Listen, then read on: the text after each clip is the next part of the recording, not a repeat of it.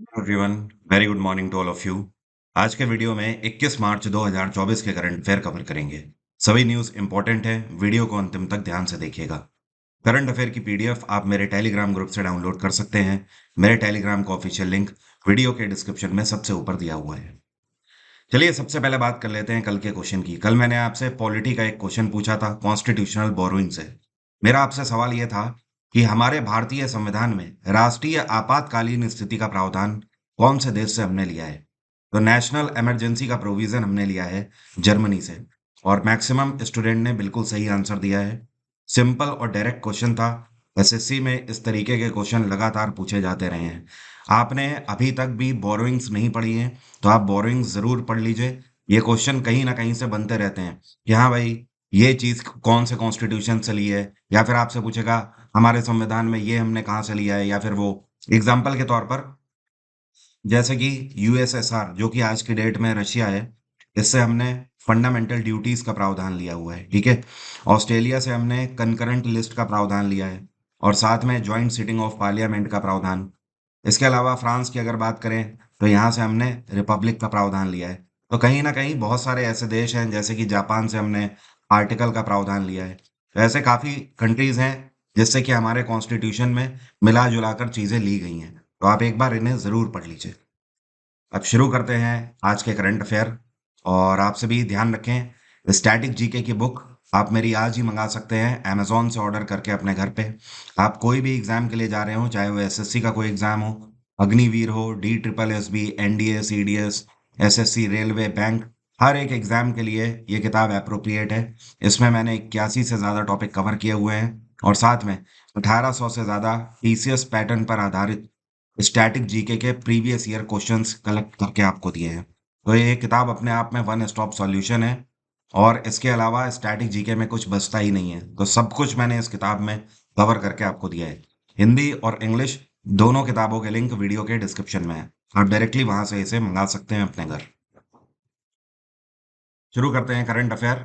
हाल ही में नेपाल सरकार के द्वारा नेपाल में ये कौन सी जगह है जिसको टूरिज्म कैपिटल डिक्लेयर किया गया है? तो नेपाल सरकार ने एक जगह है यहाँ पर, इसको बोलते हैं पोखरा। क्या बोलते हैं? पोखरा।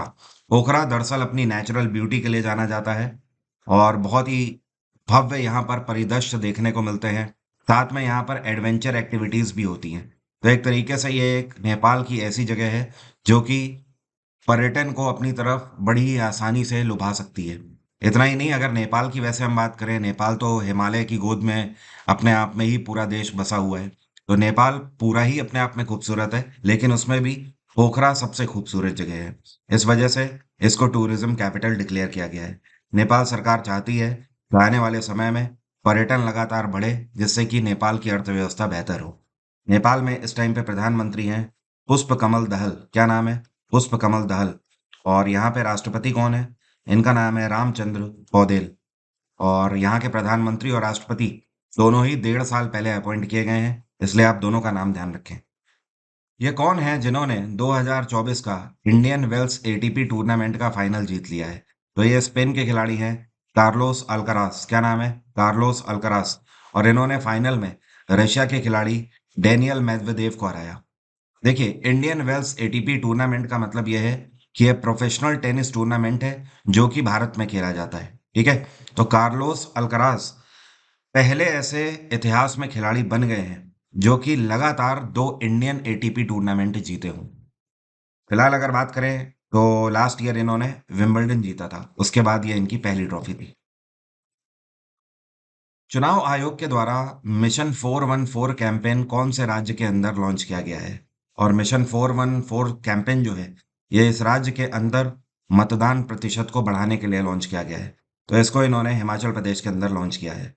पिछले लोकसभा इलेक्शन की अगर बात करें, मतलब 2019 में जो लोकसभा के चुनाव हुए थे, उस टाइम पर हिमाचल प्रदेश के अंदर करीब 72% वोटिंग हुई थी। और कई सारे हिमाचल के ऐसे एरिया हैं, मतलब 414 ऐसी जगह हैं जहाँ पे 60% से कम मतदान हुआ था। तो ये जो मिशन 414 है ना, इसमें ऐसे ही एरियाज को टारगेट किया गया है। इन 414 एरियाज को टारगेट किया गया है जहाँ पर 60% से कम मतदान हुआ था। तो वहां पर जगह जगह पर लोगों को कैंपेन लगाकर ये बताया जा रहा है कि आपके वोट की वैल्यू क्या है और वोट जरूर दें। और इसी तरीके से पूरे भारत में 22 विधानसभा क्षेत्र और हैं जहां पर इलेक्शन कमीशन के द्वारा इस तरीके के कैंपेन चलाए जा रहे हैं। चुनाव आयोग की स्थापना भारत में 25 जनवरी 1950 को करी गई थी। इस टाइम पर चीफ इलेक्शन कमिश्नर है राजीव कुमार। कौन है? राजीव कुमार। हमारे कॉन्स्टिट्यूशन में इलेक्शन कमीशन के लिए आर्टिकल 324 में प्रावधान है। और हिमाचल प्रदेश में मुख्यमंत्री कौन है? ये है सुखविंदर सिंह सुक्खू। यहाँ पे गवर्नर है शिव प्रताप शुक्ला। ये जो आपको पिक्चर में दिख रहे हैं ये सीनियर आईएफएस अधिकारी हैं और 1992 बैच के अधिकारी हैं। इनका नाम है विनय कुमार। तो हाल ही में इनको भारत सरकार की तरफ से रशिया के नए राजदूत के रूप में नियुक्त किया गया है। तो ये कौन से देश के इस टाइम पर राजदूत हैं? तो ये म्यांमार में इस टाइम पर करंटली सर्व कर रहे हैं और म्यांमार में करीब 2.5 साल पहले अपॉइंट किए गए थे और अब इनका नया अपॉइंटमेंट रशिया हो गया है। तो अब ये म्यांमार छोड़ के रशिया में अपॉइंटेड हो जाएंगे। और म्यांमार की कैपिटल क्या है? नेपिडे कैपिटल है। पाकिस्तान की कैपिटल इस्लामाबाद, चाइना की कैपिटल बीजिंग और अमेरिका की कैपिटल वॉशिंगटन। और रशिया में इस टाइम पर व्लादिमीर पुतिन है। और मैंने आपको बताया है 3 दिन पहले ही व्लादिमीर पुतिन हाल ही में रशिया के राष्ट्रपति पद के नए इलेक्शन फिर से जीत गए हैं। और रशिया के अंदर राष्ट्रपति का जो कार्यकाल होता है वो 6 साल का कार्यकाल होता है। व्लादिमीर पुतिन रशिया के पिछले 200 साल के इतिहास में पहले ऐसे व्यक्ति हैं जो कि इतने ज्यादा टाइम पीरियड तक प्रेसिडेंट रहे हैं। पिछले 18 सालों से वो प्रेसिडेंट का कार्यकाल सर्व कर रहे हैं और अब अगले 6 साल मतलब 24 साल हो जाएंगे इन्हें सर्व करते हुए। गवर्नर सीपी राधाकृष्णन जो हैं इन्हें तेलंगाना और पुडुचेरी दोनों के गवर्नर का पदभार दे दिया गया है।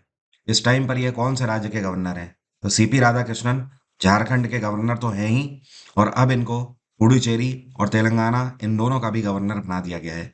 तो टोटल ये 2 स्टेट झारखंड और तेलंगाना और एक यूटी पुडुचेरी तीनों का कार्यभार संभालेंगे। ध्यान रहे एक गवर्नर मल्टीपल स्टेट या यूटी का गवर्नर हो सकता है। आपको पता होगा एक सप्ताह पहले मैंने आपको बताया था तेलंगाना और पुडुचेरी की गवर्नर डॉक्टर तमिलसाई सुंदरराजन जिन्होंने रिजाइन कर दिया है। ठीक है। और उनका रिजाइन हाल ही में प्रेसिडेंट द्रौपदी मुर्मू ने एक्सेप्ट भी कर लिया है। तो उनके एक्सेप्टेंस के बाद तेलंगाना और पुडुचेरी में गवर्नर होना जरूरी है। तो इस वजह से सीपी राधाकृष्णन को अतिरिक्त पदभार दे दिया गया है। कयास ऐसे लगाए जा रहे हैं कि तमिलसाई सुंदरराजन तमिलनाडु के अंदर कहीं ना कहीं से इस बार लोकसभा के इलेक्शन की टिकट पाएंगी और लड़ेंगी। हाल ही में मंगल ग्रह पर खोजे गए विशाल ज्वालामुखी का नाम क्या है? तो रिसेंटली मार्स के अंदर एक वॉल्केनो ढूंढ लिया गया है और इसका नाम रखा गया है नॉक्टिस वॉल्केनो। क्या रखा गया है? नॉक्टिस। और इस वॉल्केनो की खास बात यह है कि जैसे मान लीजिए ये पहाड़ है तो ये जो लंबाई है इसकी ये 450 किलोमीटर लंबाई है इसकी। और जो इसकी ऊंचाई है ये है 29,600 फीट। तो ये अपने आप में एक बहुत बड़ा माइलस्टोन है कि मार्स के अंदर लाइफ और वहाँ के जियोग्राफिकल कंडीशंस को अब हम धीमे धीमे समझ पा रहे हैं नई नई चीजें वहां पर खोज के। इस टाइम पर अगर बात करें कि अर्थ के अलावा यूनिवर्स में कौन सी ऐसी जगह है जहां पर एक्टिव वॉल्केनो है? तो अर्थ के अलावा सिर्फ जुपिटर का एक उपग्रह है जिसका नाम है आयो। बस उसी के अंदर एक्टिव वॉल्केनो पाया गया है। एक्टिव वॉल्केनो वो होते हैं जो कि भविष्य में फिर से इरप्ट हो सकते हैं। लेकिन जो भविष्य में कभी इरप्ट नहीं होते पूरे तरीके से ठंडे हो चुके हैं उन्हें बोलते हैं नॉन एक्टिव वॉल्केनो या हिंदी में बोलते हैं सुषुप्त ज्वालामुखी। विश्व गौरैया दिवस कौन से दिन मनाया गया? हर वर्ष 20 मार्च को गौरैया दिवस मनाया जाता है और पहली बार यह दिवस साल 2010 में मनाया गया था। आपको याद होगा जब आप छोटे थे तो आपके घरों के आसपास गौरैया आपको खूब सारी दिख जाया करती होंगी। लेकिन अभी ये जो स्पैरो है ये दिखना काफी कम हो गई है। इवन मैं आपको बताऊं 4 से 5 साल पहले तो ये बिल्कुल विलुप्त सी हो गई थी। लेकिन पिछले 4 से 5 साल में काफी वृद्धि हुई है और एक बार फिर से गौरैया अब हमारे घरों के आसपास दिखना शुरू हो गई हैं।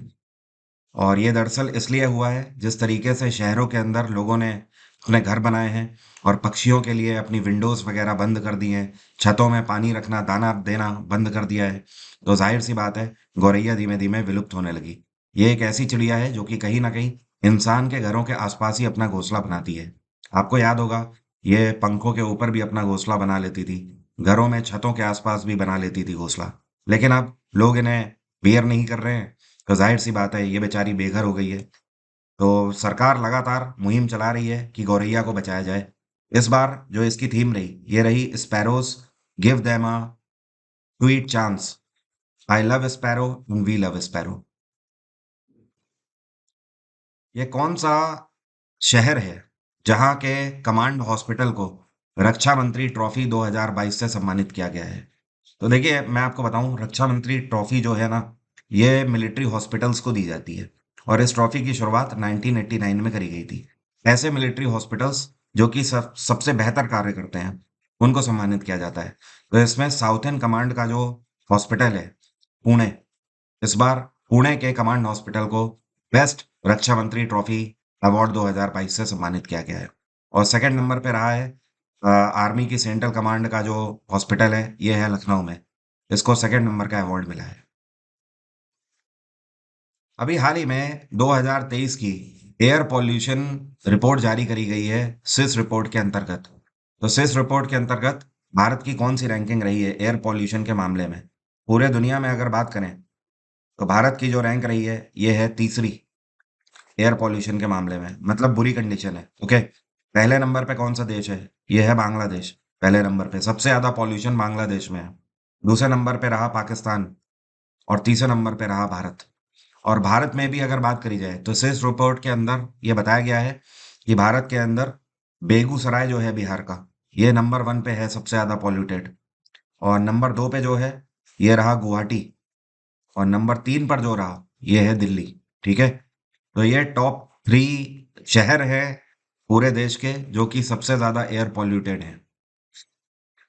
इस रिपोर्ट के अंदर 134 देशों की सूची शामिल करी गई है। और इस रिपोर्ट में आपको बताऊं, इस बार इस रिपोर्ट के इतिहास में पहली बार ऐसा हुआ है कि पूरे नॉर्थ अमेरिका के अंदर कनाडा सबसे ज्यादा पॉल्यूटेड डिक्लेयर किया गया है। तो अमेरिका के अंदर आप बोल सकते हो कनाडा वो देश है जहां पर पॉल्यूशन सबसे ज्यादा है। हाल ही में ये कौन सा देश है जिसके साथ गुआना ने एक line of credit agreement sign किया है ताकि ये इस देश से मिलिट्री एयरक्राफ्ट परचेज कर पाए? तो ये देश है हमारा देश भारत। भारत के साथ गुआना ने पैक्ट साइन किया है। और इसमें मैं आपको बता दूं, ये हमें पैसा देके एयरक्राफ्ट नहीं खरीद रहे हैं, ये भारत से लोन भी ले रहे हैं और उसी लोन की धनराशि से एयरक्राफ्ट खरीदेंगे। तो इसके लिए गुआना के साथ भारत के एक्सिम बैंक ने पैक्ट साइन किया है। एक्सिम बैंक का मतलब है एक्सपोर्ट इंपोर्ट बैंक। ये हमारे देश का वो बैंक है जो कि एक्सपोर्ट इंपोर्ट के लिए लोन देता है या फिर दूसरे देशों को लोन देने का काम करता है। तो गुआना ने इनसे लोन पैक्ट साइन किया है और ये लोन पैक्ट है $23.2 मिलियन का। तो एक्सिम बैंक इनको $23 मिलियन देंगे और गुआना इस पैसे की मदद से हमारे देश में जो हिंदुस्तान एरोनॉटिक्स लिमिटेड है ना, उनसे ये वाले एयरक्राफ्ट खरीदेंगे। ये जो एयरक्राफ्ट है इसको बोलते हैं डॉर्नियर 228 एयरक्राफ्ट। इस एयरक्राफ्ट की खास बात यह है कि ये एक तरीके से पेट्रोल वेसल है। ठीक है, पेट्रोल मैरीटाइम एयरक्राफ्ट है, वेसल नहीं, माफी चाहता हूँ, वेसल तो जहाज होते हैं। तो ये मैरीटाइम पेट्रोलिंग के लिए यूज किया जाता है और साथ में जवानों को एक से दूसरी जगह ले जाने के लिए भी यूज किया जाता है। इसको हिंदुस्तान एरोनॉटिक्स लिमिटेड बनाती आई है पहले से ही।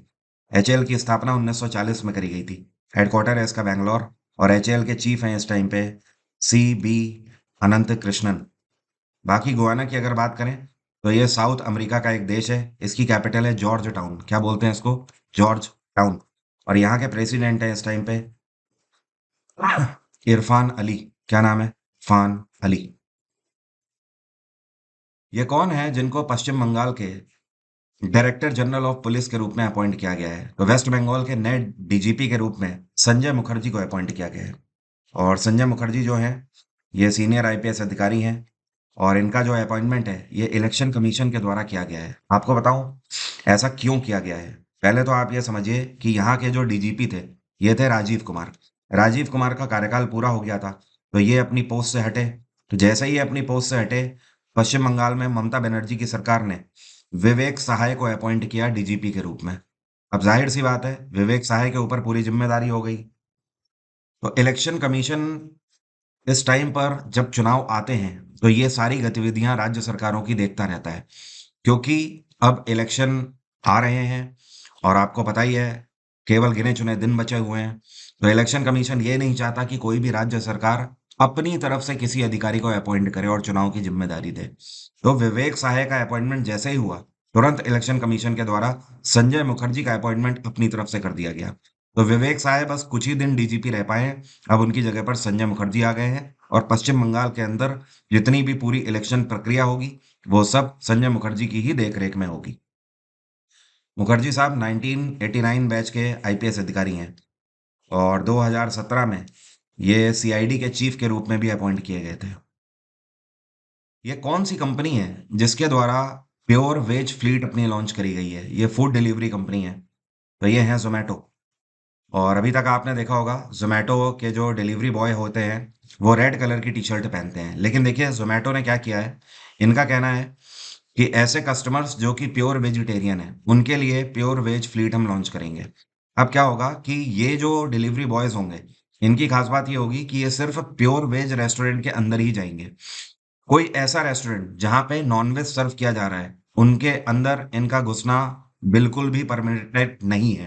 तो इनके लिए एक गाइडलाइन होगी कि जिस टाइम पर ये ड्यूटी में है और इन्होंने ग्रीन टी शर्ट पहनी है, तो ये सिर्फ और सिर्फ प्योर वेज फूड को ही डील करेंगे। मांसाहार भोजन को ये हाथ भी नहीं लगाएंगे और ना ही उन रेस्टोरेंट्स के अंदर जाना इन्हें अलाउड है। तो ये सारे दृष्टिकोण के लिए लॉन्च किया गया है। बेसिकली ये जो दृष्टिकोण होगा, इससे कस्टमर्स को सेटिस्फेक्शन मिलेगा, थोड़ा सा मेंटल सेटिस्फेक्शन, जो कि वेज कस्टमर होंगे। जोमेटो की स्थापना 2008 में करी गई थी। हेडक्वार्टर है गुड़गांव। और जोमेटो के एमडी और सीईओ हैं इस टाइम पे दीपेंद्र गोयल। कौन है? दीपेंद्र गोयल।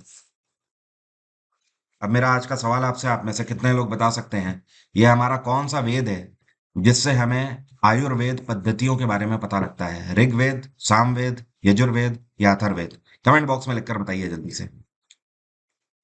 आप अगर एसएससी सीपीओ का एग्जाम देने जा रहे हैं या एमटीएस का या सीएचएसएल का, तो आप ये वाला बैच मेरा एग्जाम इंजन से अवेल कर सकते हैं। इस बैच में कंप्लीट जीएस जीके और साथ में रीजनिंग पूरी आपको मिल जाएगी। इसमें 30% ऑफ भी चल रहा है, तो आप इसे आज ही अवेल कर सकते हैं। 12 मंथ्स की इसमें वैलिडिटी है। अपार्ट फ्रॉम दिस, आप मेरा जीएस जीके का फाउंडेशन बैच भी अवेल कर सकते हैं। पूरा का पूरा किसी भी एग्जाम के लिए, चाहे वो एसएससी का कोई भी एग्जाम हो, चाहे वो रेलवे का कोई भी एग्जाम हो या फिर स्टेट का कोई भी एग्जाम हो, हर एक एग्जाम के लिए ये अप्रोप्रिएट है। इसमें मैंने छोड़ा कुछ भी नहीं है। History, polity, geography, science, economics, computer, सब कुछ मैंने कवर किया हुआ है। साथ में वन लाइनर क्रैश कोर्स और इसमें डेमो क्लासेस भी अवेलेबल हैं। और ये जो बैच है इसका डायरेक्ट लिंक भी वीडियो के डिस्क्रिप्शन में है, तो डायरेक्टली आप वहां से इसे परचेज कर सकते हैं आज ही। आज की बात यहीं तक रहेगी। Thank you so much. Have a nice day. Take care. Bye bye. आपका दिन मंगलमय हो।